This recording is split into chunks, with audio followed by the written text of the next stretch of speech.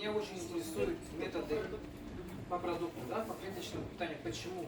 Вообще вот каждый человек приходит к чему-то, к сожалению, благодаря своему негативному опыту. Часто бывает, что пока у тебя все хорошо, мало ты интересуешься какими-то дополнительными знаниями.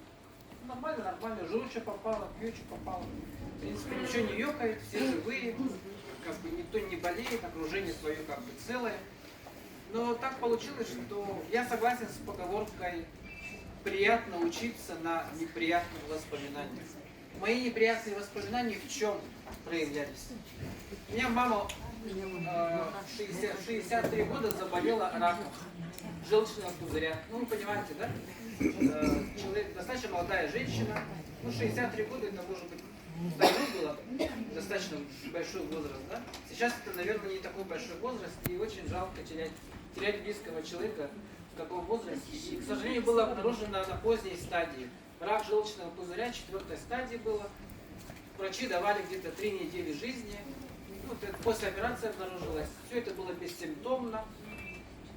При этом, учитывая, что я еще и, кроме того, что занимался вроде бы парафармакологией, в принципе, пытался, но я не так активно, конечно, занимался, потому что в основном все врачи, официально работающие, достаточно сильно зомбированы официальной медициной, поэтому этот переход был трудным для того, чтобы понять, что кроме фармакологии есть еще и парафармакология, натуральные средства, БАДы, клеточное питание. И когда мне сказали, что маме осталось жить месяц, естественно, я понимал, что исправить что-то было трудно, но хотелось хотя бы продлить жизнь ненамного и повысить качество жизни, чтобы она, когда умирала, не мучилась, да? Это понятно, да? Каждый человек своему близкому человеку, естественно, делает все по максимуму. И с чем я столкнулся?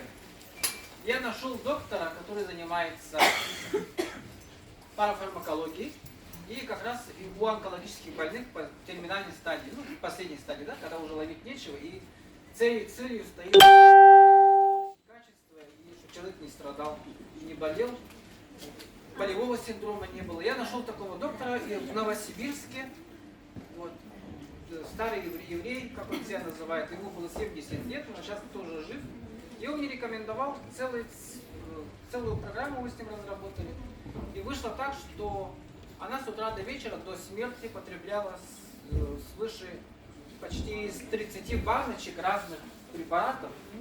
Там отдельно селен, отдельно витамин.